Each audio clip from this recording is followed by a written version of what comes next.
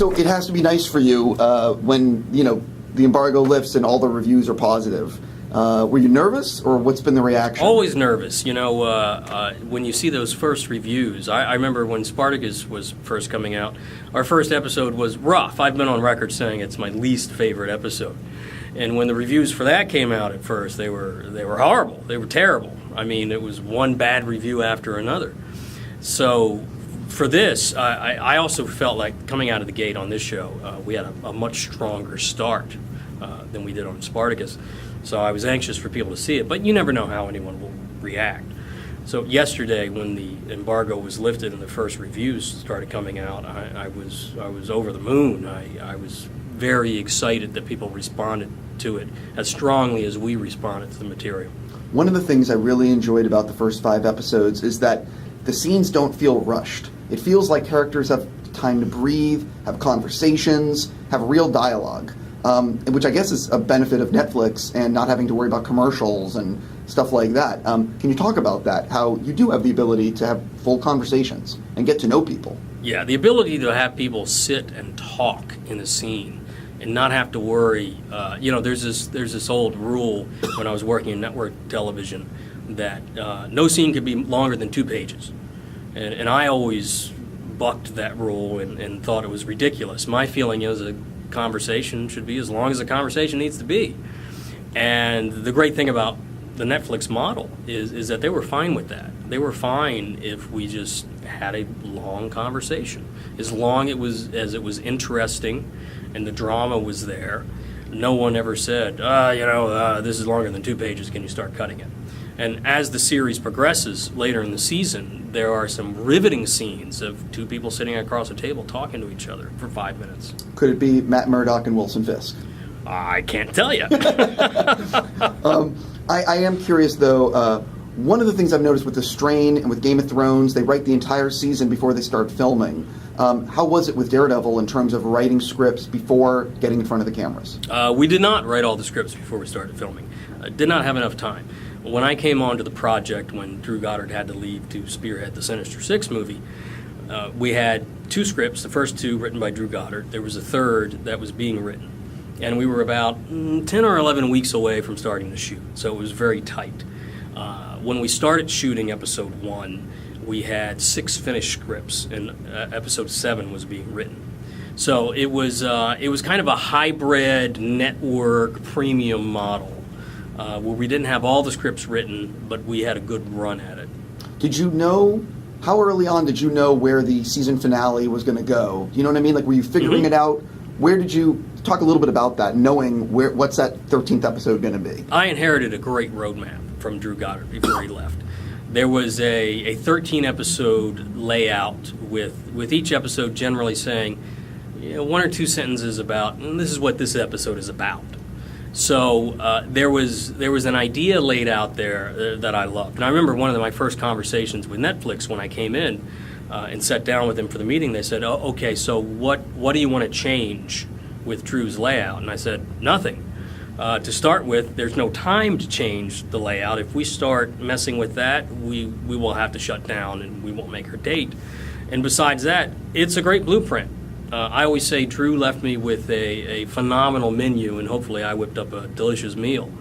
But we knew what the end game was. You don't know the details. You don't know quite how you get there with all the bits and pieces and the plot that needs to be massaged. But we knew the broad strokes of, okay, we're going from A to B to C. Drew is a very talented writer. Fantastic. Yeah, and I think that to be honest with you, man, it's a testament to you that you weren't, like, the ego didn't come in and say, fuck it, like, Drew's work was mediocre, let me redo. Because, no, I mean, he's a very talented writer. You know what I mean? And just throwing that out there. Some people might not do that. I could spend the whole interview talking about Drew Goddard. Drew and I go way back. We worked on Buffy the Vampire Slayer together. We worked on Angel together, where we co-wrote 3 scripts. And I always tell the funny story that we each we divide a script up in half. I write the first half, he writes the second half, or vice versa. And we wrote one under the gun. I think we had about 3 days to write it, and we handed it in to Joss, and Joss reads it, and then he tells Drew, he says, I read this and it's great, and I can't tell who wrote what. And Drew's response was, "I've never been so insulted in my life." So Drew and I go way back. I can't say enough good things about him.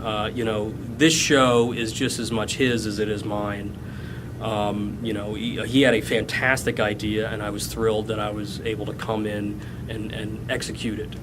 Definitely have to ask you about Easter eggs. Are there a lot of Easter eggs planted throughout the 13 episodes that tie into the greater Marvel Universe and the other Netflix shows? There are a ton of Easter eggs in this series. From ones that'll be very obvious, reference to Battle of New York, sure, which is easy to see. And there are Easter eggs that are so obscure that I didn't know what they were. Because oftentimes we would need a sign in the background, and we always use those opportunities to try to dig into the Marvel Universe. So we would, Megan Thomas Brander, one of our Marvel people, we would send that over to her and say, "Hey, we need a sign out here. What do we got that would be good?" And she'd send back a list of like 10, and I look at those, and I've read comics all my life, and I look at those and I say, "I don't recognize any of these." So there are some Easter eggs that are really for the hardcore fans, and there are some that other people will recognize. Referring to the other series, there really aren't any Easter eggs about the other series because we were in this odd kind of bubble since we were the first one and running and gunning to get it shot, and it didn't have any scripts for any of the other ones. No one had been cast for the other ones. So we had to exist in this bit of a bubble. Well, Netflix is shooting Jessica Jones right now. Yes. Is there a chance that there's a scene that's been added in to sort of tie into, you know what I'm saying? I think there's absolutely a chance. I have no idea. Because I was so focused on Daredevil. I would often see Melissa in the hallway, and we'd nod and say, "Hey, how's it going? We should get together sometime soon." I got to go to a meeting. So we never had a chance to really sit down. But hopefully, in the future series, there'll be some connection. Rosario, in the beginning of the show, is taking care of a cat. Mm-hmm. Does that cat belong to someone else in the Marvel Universe? I couldn't tell you. just throwing that out there. I cannot say anything about that cat. I understand. Have I hit a nail? I can't say anything about a cat, but the old adage about working with children and animals is certainly true. Okay. Especially cats. Very difficult. Obviously, everything's done because it's premiering in like a week or two.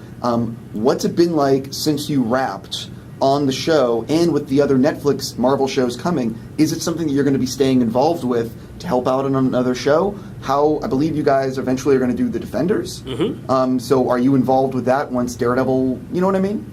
At this point, I really don't know.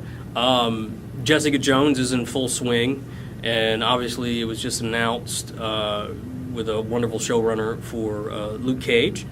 And, we're waiting to see if Daredevil gets picked up for a second season. There's always that possibility. See, I wanted to ask you about that, but I interrupted you. I'm so sorry. Yeah, really, at this point, my involvement is I'm taking a break. I'm taking a short break because it was literally, for 8 months, it was 7 days a week, 24 hours a day. So I'm getting a chance to, just bask in the warm reception of the show for the moment. But it's a fantastic world. It's a world I would love to be involved in whatever way in the future. My thing is that I believe there was the 4 shows that it was going to go into the Defenders as that was going to be the thing. Right. So how does it work if all of a sudden, because I think Daredevil is going to be, listen, the first 5 episodes are great, and I think fans are going to love them, and I think that it's really going to hit. But how does it work if all of a sudden Netflix is like, shit, this really did well. We were going to do The Defenders, but now we're going to do a second season of Daredevil? Like, is that possibility? I have absolutely no idea. No matter what show you do, there's always a possibility of a second season. Nothing's been talked about. Nothing's been decided. So it's all purely, if I had my druthers, would there be a second season? Sure. I think it would warrant it. In regards to, The Defenders and how does that work, I think it would work pretty much like the movies is, you could do a season 1 of Daredevil, you do a season 2 of Daredevil, and depending on where the other shows falls, you might get a second season of Jessica Jones before Daredevil.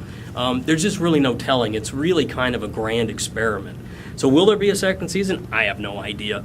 It could be 1, 2, 3, 4, and then the Defenders, and then decide. It's really anybody's guess. Totally. Yeah, I love running out of time. I'm very curious, though, how things changed. That maybe, were you doing episode 7 or 8, and then you realized, oh my God, we should have inserted a thing in episode 2. Do you know what I mean? Like, how did you sort of massage the 13 episodes that you weren't expecting? Was there a big change, or can you sort of talk about that? Yeah, there was really, we had such a great plan. So we weren't on episode 12 when we decided, back in episode 2 we should have done this thing. There's always, when you're doing a series like this, you always backtrack a little bit, but only on episodes that haven't been shot yet. So, we could be like on episode 12 and we'd say, oh, you know what? It would be really cool if we added this little thing to 10, which shoots tomorrow. So we can just drop that in. But overall, no, there were no major backtracking changes. Before I run out of time, and I know I'm about to run out of time, I have to talk about how well Wilson Fisk is portrayed in the 5 episodes I've seen. He's not a comic book villain. He feels like a real person. He has issues. You get behind, you can see the wheels turning, if you will. Right. Talk a little bit about the portrayal and the way you wanted to have Wilson Fisk portrayed, and do we get to see, because we see a little bit of action with him, but do we get to see even more action in the final 8? Well, I can't say if you get to see more action with him in the final 8. But, I always approach the quote-unquote villain of a series or a piece as a fully formed human being. I mean, in my opinion, what you want to do is you want to be a little torn about who you're rooting for.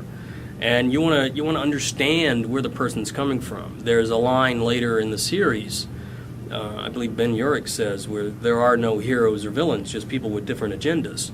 And that's something I really wanted to explore with Wilson Fisk, that to make him a complete three-dimensional character and really explore why he is who he is.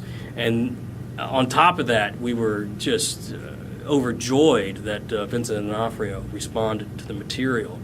And I don't think there's another human being on the planet that could embody not only the pathos of Fisk, but also his physical presence. He is just the perfect actor for the role. I could not agree more. I thought he just absolutely nailed it. He's amazing. I could ask you a million more questions, but she's going to kill me. So I'm going to say thank you so much for your time, and really congratulations on the show. My pleasure. Thank you so much.